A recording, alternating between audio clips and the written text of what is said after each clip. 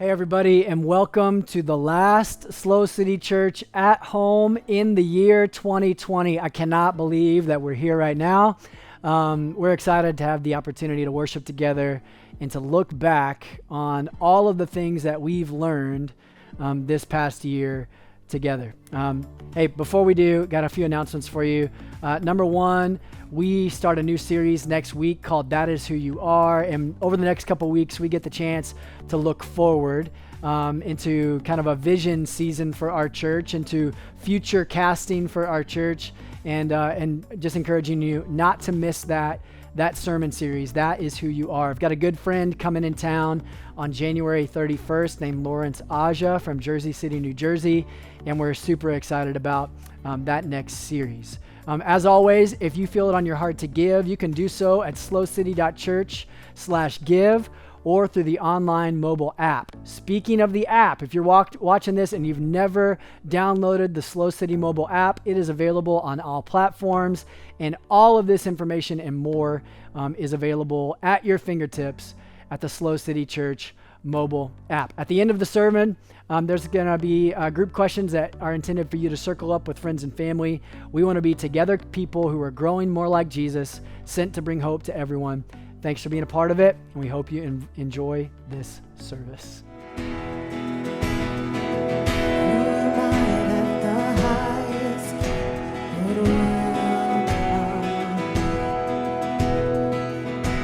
was lost, but he brought me.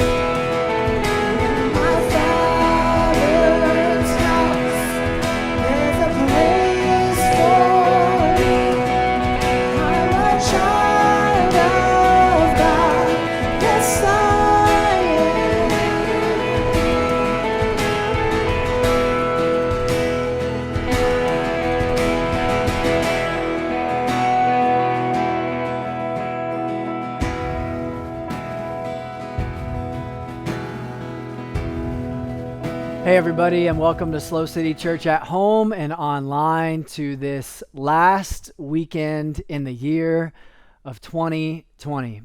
We have walked through this unprecedented year together, and I'm excited about just a chance for us to remember, to look back, to practice the art of hindsight today. Before we do, let's jump in together and pray. God, you are good, you are strong, you are faithful, you are present, you are close, you know us, and you have something to teach us, to reveal to us. So today, as we kind of wrap up the year 2020 together, would you just give us a glimpse of your heart? And would you show up wherever we are? Maybe we're on a run or in a living room, gather together with friends and family or by ourselves. God, would you show up in the midst of this moment and speak directly to us? We love you. It's in Jesus' name, amen. Do you remember often? Do you practice the art and the gift of remembering? There is power in memory. Do you remember your first car? My first car ever was a 1987 Pontiac Bonneville. It was like driving a couch. And every time there's a certain smell that I smell only once or twice a year, like dirty carpet seats, like that reminds me of my 1987 Pontiac Bonneville. And I go back there. Do you remember maybe your first kiss?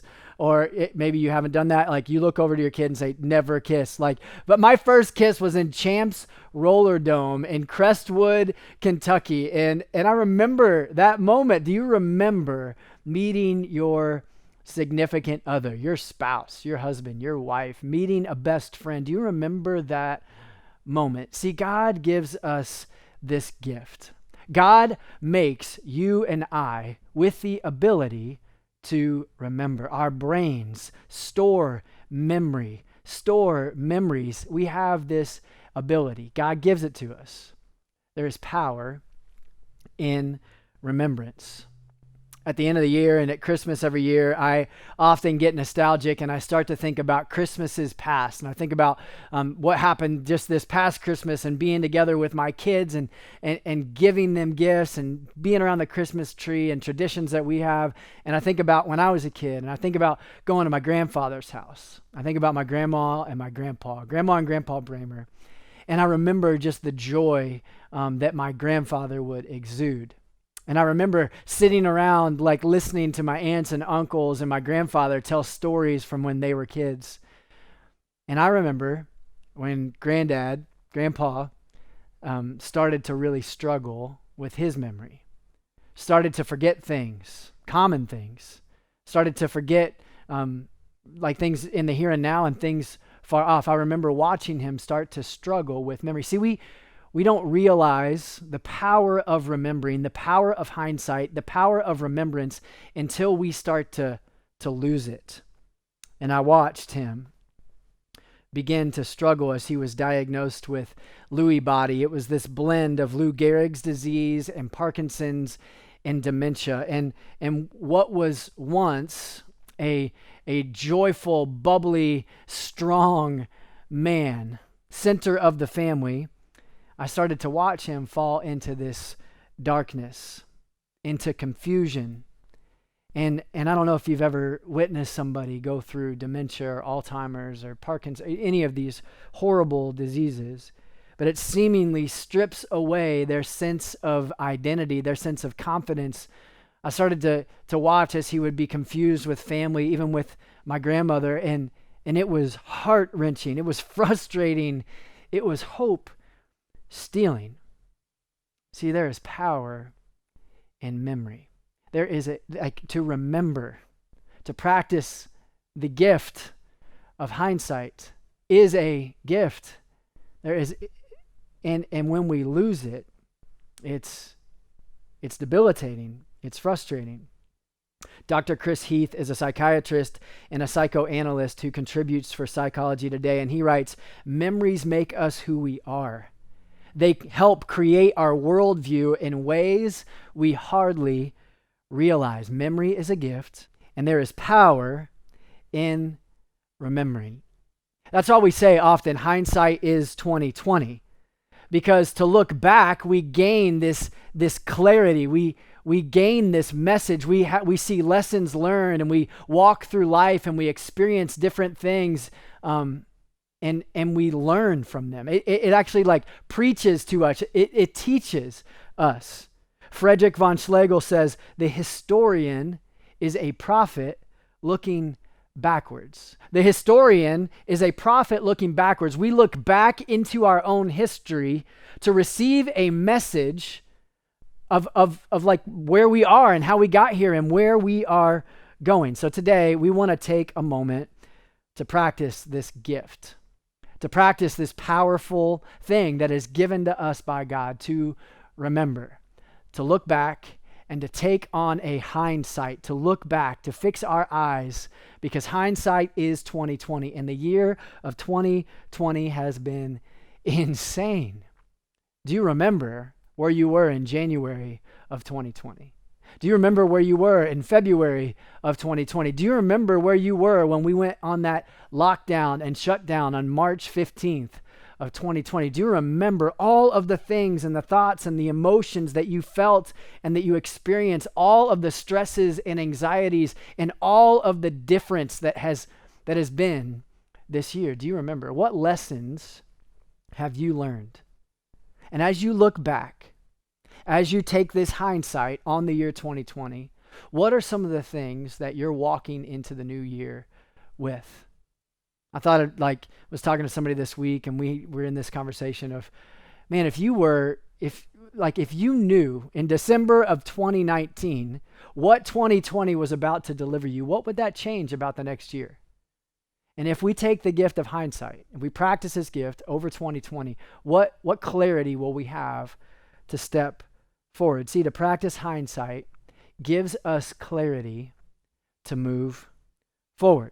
So, it's going to be kind of maybe an unconventional message, but I just want to share a couple things that we've learned, that I've learned, and that as a church I think will encourage us as we look back before we begin to look forward. Next week we begin a new series called That Is Who You Are, and we're going to talk about vision for the future of our church and us individually and collectively. But before we even look into the future, it's important to look back, to take courage to move forward. So, looking back over 2020, I just want to share a couple lessons. Number one, change is inevitable. Change is hard, but change is necessary. If there's one lesson that we've learned, is that change is inevitable. Things change. Nothing really remains the same. And everything, we've been in this constant stream of change and news reports and different encouragements and mandates and politics and back and forth. And change has been made. We've seen it. It's become inevitable. And change is hard. Has this year been difficult for you? Have the changes of this year, maybe you're distance learning all year round. I'm looking at my 8th grade son, my 13-year-old son, and he's going to basically miss all of middle school. It's a change that he's had to navigate. All of us have navigated these different changes of holiday traditions of who I can be with and who I can't be with. And social distancing wasn't even a thing until 2020. And we've had to encounter this change. Where can I go? Can I sit here? Can I sit there? And it's been hard. But change is necessary. One of the most powerful lessons that I've been pressed with this year is that change is needed. Change is necessary. Now, I don't like all the changes that we've had to navigate this year, but I've been reminded over and over again that God's heart for me is a heart to change me, to mold me, to form me, to transform me, to look more like Jesus. And change is hard, but change is inevitable, and I need to change. It is necessary. I'm drawn to Romans 12, where Paul writes, "Don't change and conform to the pattern of the world, but be changed, be transformed by the renewing of your mind." Paul writes, listen, change is inevitable, and everybody wants you to change and do this, but I want to press you and say, be changed to look more like Jesus. As we look back on 2020, change is inevitable, change is hard, but change is necessary. And God's heart for you and I is that we would change, we would grow, we would be transformed more and more like Jesus. As you look back on 2020, as you remember, and as you track your spiritual life and your relationship with Jesus, do you look more like him or do you look less like him? Is your prayer life more stable, more committed, more devoted? Or are you more lost and wandering than ever? And there's no shame in that. But I think there's a lesson in this year that we need to change, that we've never arrived. And that leads us to number 2. We are not in control, but we can trust the one who is. See, change is inevitable and things in life change. Some of us have gotten diagnosis this year. I had a good friend whose child is battling cancer this year in the middle of a pandemic. We had friends who had to airlift their son to LA with a weird freak disease that came out of nowhere. We've all experienced this inevitable change, this change that is hard, and this sense of I'm not in control. We are not in control. There are things that can happen. There are circumstances that happen that we cannot put our hands around or even our minds around. We can't fix, we can't correct, and we're not in control. This can leave many of us, as we look back on 2020, this can leave many of us feeling lost, feeling anxious, feeling depressed, feeling at a loss. Have you felt those things this past year? You know, we're shut down, we're locked down, we're pulled away from our friends and our families. Maybe you lost a job this year. Maybe you walked through something incredibly hard. There's a lesson in this year. We are not in control, but we can trust the one who is. I love Hebrews 13:8. It says Jesus Christ is the same yesterday, today, and forever. See, although the world may crumble and shake and quake and change, and may you and I don't feel like we are in control, there is one who is in control. There is one who never changes, and we can trust in him. I love Proverbs 3. It says, trust in the Lord with all your heart and lean not on your own understanding. In all your ways acknowledge him, and he will make your paths straight. This year was this sense of unknown. Every week was a different change and a different nuance and a different color and a different tragedy. And we were walking into the unknown every single week. We didn't have control. We didn't know. We couldn't forecast. We didn't know what the pandemic was going to do. We didn't know what the economy was going to do. We didn't know what our family was going to do. We didn't know how certain people were going to react. And I love the encouragement that the writer of the Proverbs says. He says, trust in the Lord with all your heart. See, we have a tendency to lean on our own understanding, but don't lean on your own understanding. In everything, in all of your ways, acknowledge and trust in him. And even though the path seems murky, seems dark, seems unknown, he will make your paths straight. Change is inevitable. Change is hard. Change is necessary. We are not in control, but we can trust in the one who knit you together piece by piece, who knows my thoughts, who knows me better than I know myself, who holds the fabric of the universe together, who is the center of everything. We can trust him, that he is in control and that he has us in the palm of our hand when everything else around us seems thrown up in the air and flipped upside down. He doesn't change, and he's in control, and we can trust him. And as we keep our eyes on him, his word is a lamp to our feet and a light to our path, one step at a time. As we look back on this past year, as we take hindsight, one of the most powerful lessons I've learned is that we are made for connection, and we have to fight for connection. We were made for connection, and we have to fight for connection. Sheltering in place, and Zoom meetings, and 6 feet apart, and limited Thanksgiving, like all of these things were seemingly pulling us apart into isolation. Did you feel lonely this year? Did you battle all of these internal demons this year where you just were so alone? Maybe you're like an introvert in those first couple months. You were like, this is amazing. You actually learned that you said yes to too much and you need to say no to something. And like you were like, actually, I have space to think and to breathe. But as everything just continued this past year, did you notice that you longed for a cup of coffee with a friend? Did you notice that you longed for somebody just to acknowledge you, to see you, to seek to understand you, to listen to you? Did you long to, maybe you were on the phone. Maybe you literally picked up the phone and talked on the phone with a friend for an hour. Maybe you picked up Marco Polo and you communicated with friends and family from around the country. See, this past year highlighted our need for connection. We need one another. God hardwired you and I for relationship with him and with one another. And we have to fight for that connection.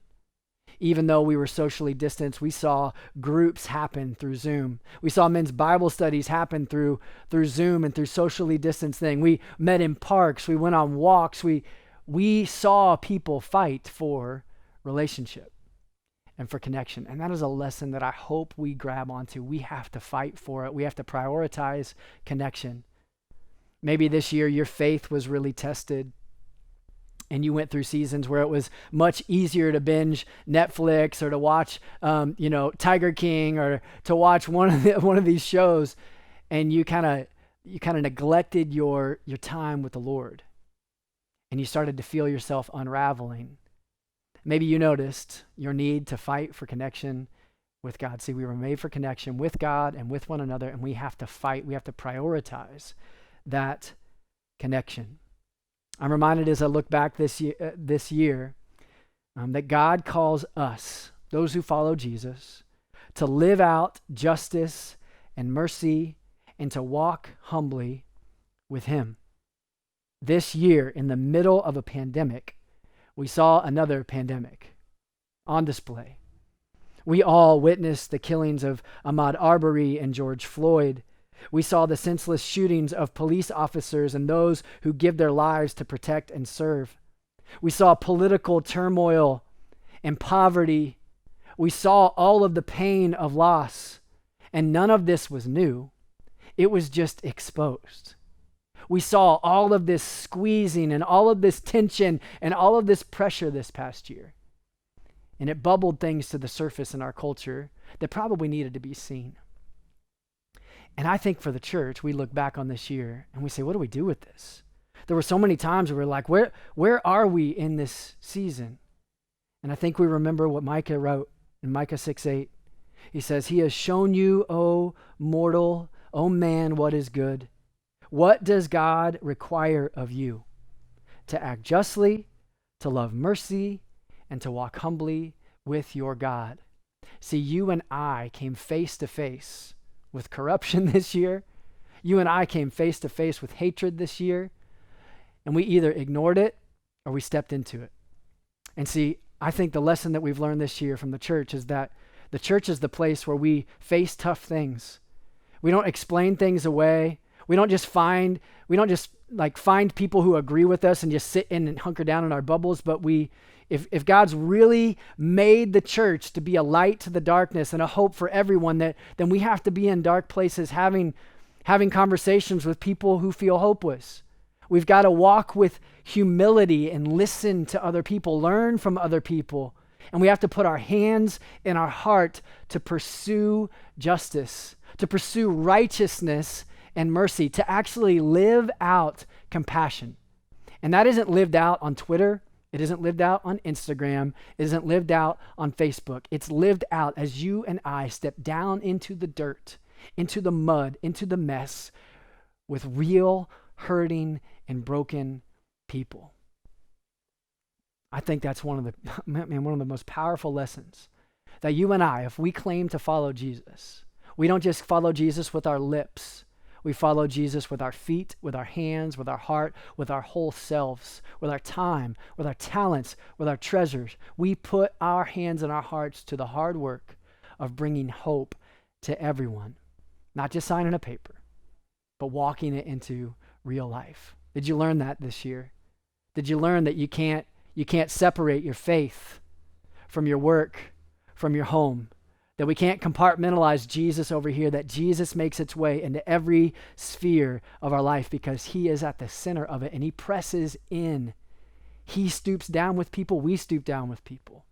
He meets the needs and he serves and he washes feet. You and I, we wash feet.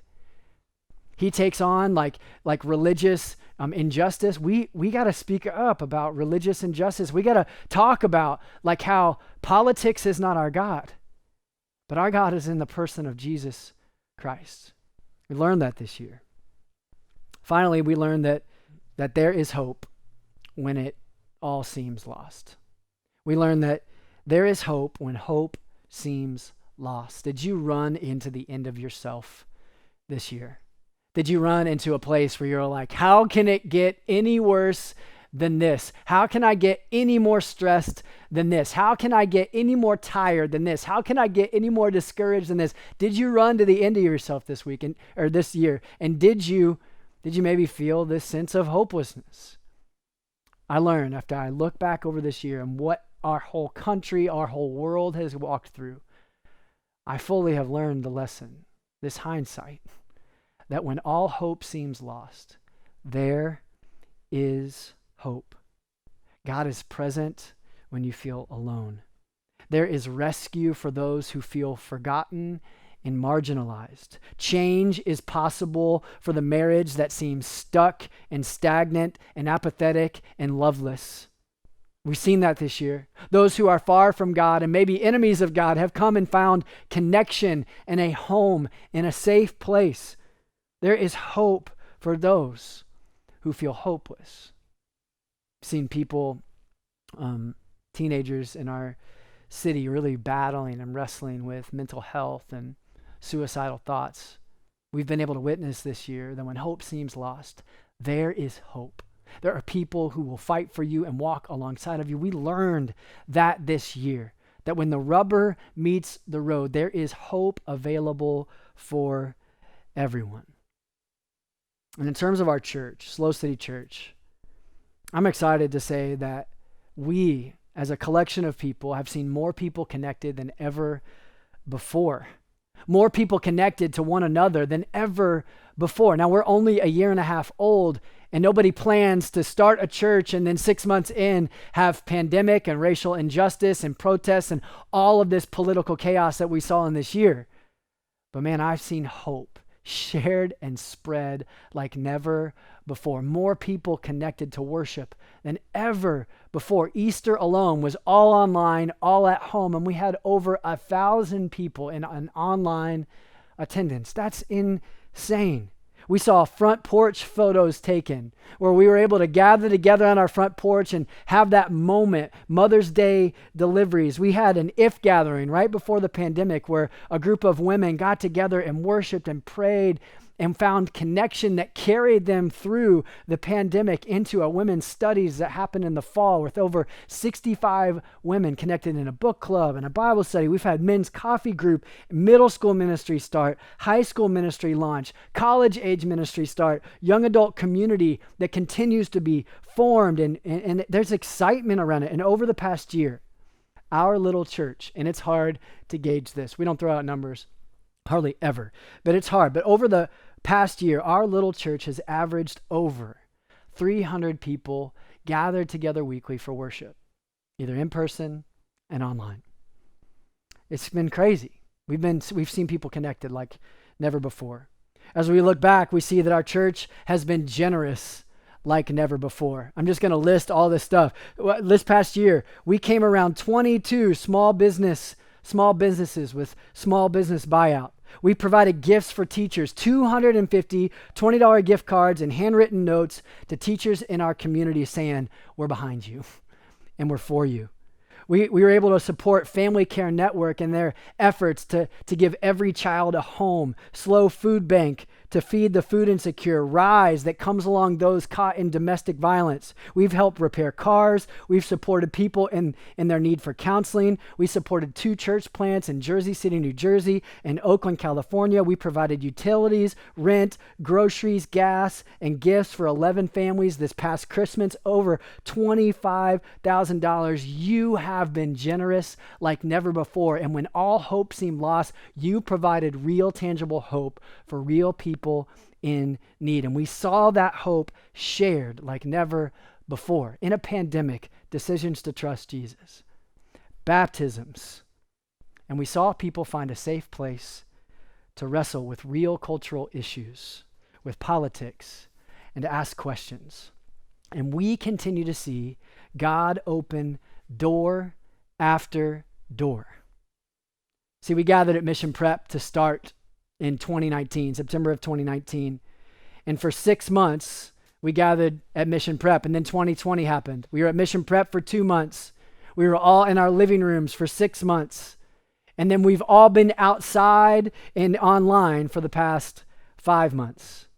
And we know that God is faithful. See, hindsight is 2020. And as I look back through this past year, and I find the church still standing, still gathering, still generous, and still good because it's still centered on Jesus. And God still continues to open door after door. When we remain faithful to Him, when we continue to follow and trust in Him. See, we have seen the church continue to be a people centered on Jesus, together people growing in our faith, sharing hope with everyone. And God's been faithful every step of the way. He never changes. He's in control. He desires connection, and He provides hope and justice and mercy and forgiveness. And He binds us together, not 4 walls of haze and hype, but a collection of people centered on Him. He keeps us together. See, there is power in remembering. There is power in hindsight. It is a gift to look back. Hindsight gives us clarity to move forward. So before we move forward into a next year, I want to encourage you, take time to look back. Maybe go through your phone and flip through your pictures and look at what you were doing over the past year. Think about your relationships, maybe your marriage, maybe your friendships with your classmates. Think about your family, think about your friends, think about your work, and ask yourself, what lessons did I learn this year? What do I learn as I look back? Maybe you see you can make it through some really hard things. Maybe you see that your faith is more steady and sure than you realized. Maybe you see you need to grow in some areas, and that's okay. That's a grace. That's a gift to be able to see that. Maybe you see that God's heart is for you and not against you, that God wants to be an ever-present help in times of trouble. Maybe you've learned something about yourself this year. Maybe you've learned something about God. Maybe you've learned something about life. Take the time to look back before you look forward. See, Jesus did this. He sat down with His disciples at the end of His life. They don't know it's the end of His life, but He sits down at this table. He's got this long table, and all of His friends are gathered around it, and He starts to explain that His life is coming to an end. And He starts to look back over their time together. And He sits down with a cup of wine and a loaf of bread, and He starts to explain that His body is going to be broken, that He is going to be nailed to a cross, that His blood is going to be shed. And He says, I want you to do this. I want you to gather together, and I want you to remember me. As you take the bread and you break the bread, I want you to remember that my body will be and was broken for you. As you take this wine, as you take this juice, I want you to remember that my blood was shed. And because of my broken body and because of my shed blood, all people everywhere can know the grace and the goodness of God, can have their sins forgiven. And they shared this meal of communion, of remembrance. We still do this today. We share the Lord's Supper together. I don't know where you are or where you're listening to this, but maybe even right now you go to your fridge and you find some juice and you find some bread and you just take a moment to remember the fact that God loved you so much that he sent his son to die on a cross for your sins. See, remembrance is a big deal to God. It is a gift that he gives us, and he asks us to remember his love for you. The way he forgives, the way he carries us through life, the way he is able to lift us up and put us on his shoulders through a year like 2020, through cancer, through divorce, through miscarriage, through loss, through disease. God is with you. He's not against you. He's for you. He is forgiving, and he says, remember me. Hindsight is a gift. What did you learn this year? May our hearts be drawn closer to Jesus as we look back before we look forward.